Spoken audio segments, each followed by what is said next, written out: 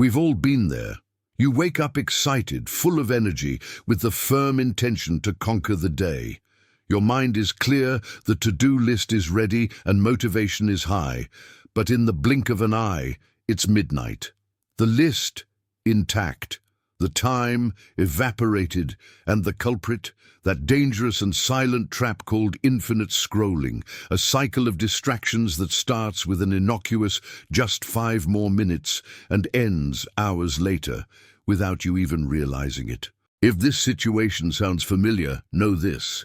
Your problem isn't a lack of time, it's a lack of focus, and that is more common and more solvable than it seems. The good news? Focus is trainable. It doesn't depend on talent or a radical routine. With the right habits, you can reclaim precious hours in your day without needing to wake up at 4 a.m., live on caffeine, or turn into a cold productivity machine. In the next few minutes, I'll introduce you to 4 simple and effective habits that could give you back up to 20 hours of your week. These are real human strategies that work even on chaotic days. And best of all, they don't require superhuman willpower or miraculous apps, but pay special attention to habit number 4, because, contrary to popular belief, multitasking can work, as long as you know how. Let's get started. Habit number 1, the cinema mode. Have you noticed how you behave in a movie theater? You sit down, silence your phone, adjust your snacks, go to the bathroom beforehand, and dive into the story for 2 hours, completely immersed. And why does this happen? Because the environment is carefully crafted to keep your attention. Now imagine, what if you treated your work sessions the same way? Before you begin, act as if you're about to watch your favorite movie. Go to the bathroom, fill your water bottle, prepare a light snack, and most importantly, hide your phone for real, out of sight. Nothing dissipates focus faster than that, just a second to check a notification. Those innocent seconds are the biggest thieves of your focus. So eliminate all distractions before you start. Create a shielded, almost sacred space where your attention can flourish. Now you're ready.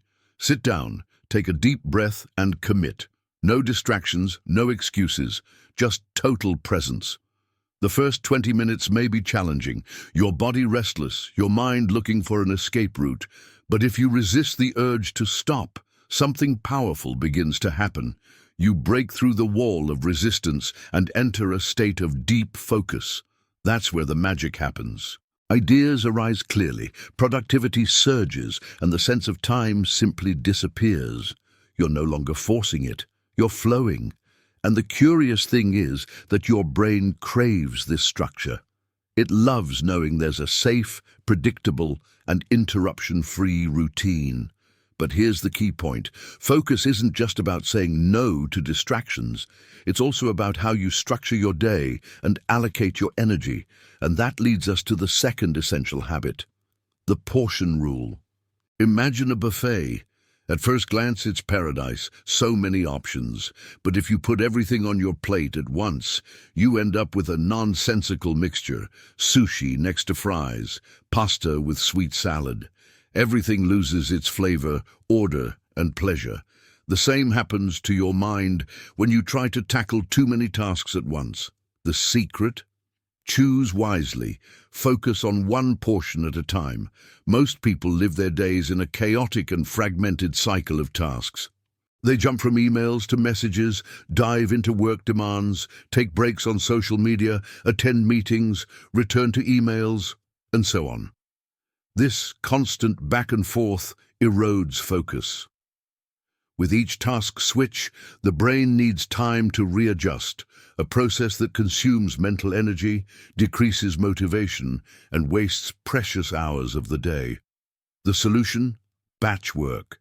Group similar tasks and perform them in specific time blocks. Instead of checking emails 20 times a day, set 2 fixed times, one in the morning and another at the end of the workday. Cook multiple meals at once and freeze portions. Reserve an entire afternoon to tackle administrative or financial tasks.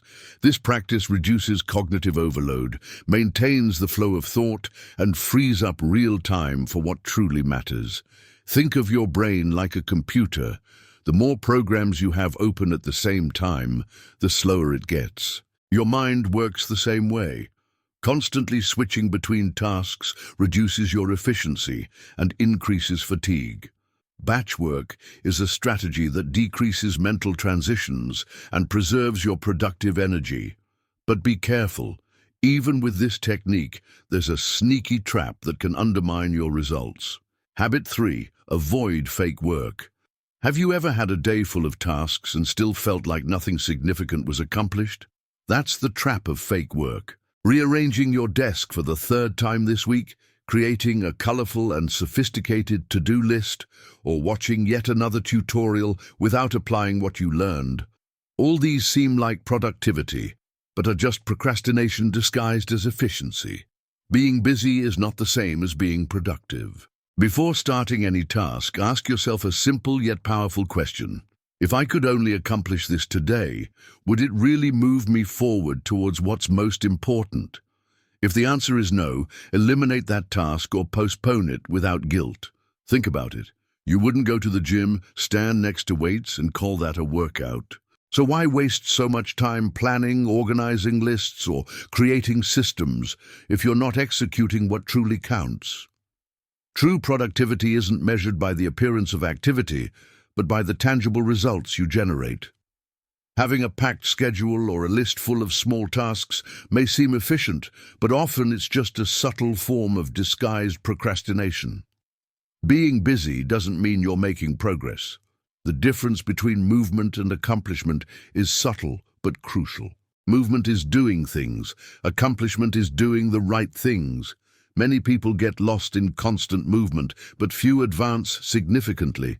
When you learn to identify and eliminate what's known as fake work, those tasks that occupy your time but don't move the needle, something powerful happens. Your results begin to grow exponentially, and this doesn't mean doing less, but rather making better use of the time you already have. It's about trading wasted effort for directed and intelligent action.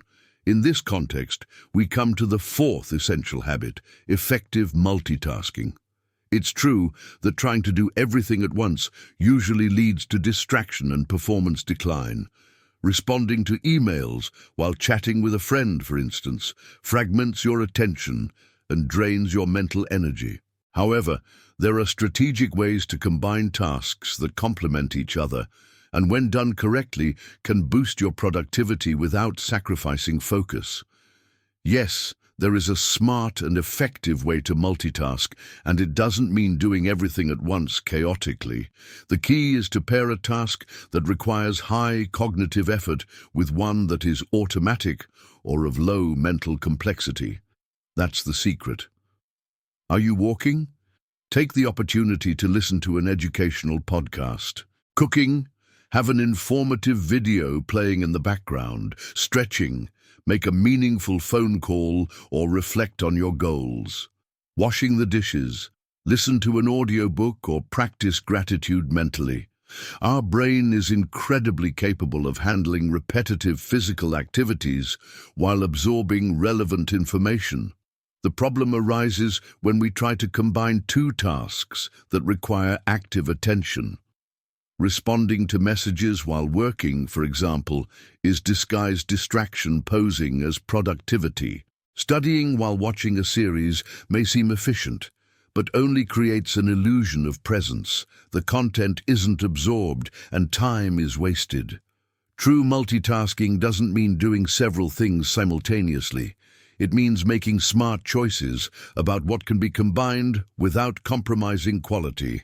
This strategy can indeed give you back precious hours in your day, transforming seemingly mundane moments into opportunities for learning or connection. Now attention! Sending messages while driving is not effective multitasking. It's a recipe for disaster.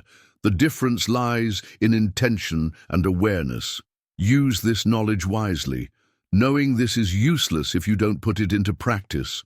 Most people watch videos or read advice like this and immediately revert to their old habits, but you can be different.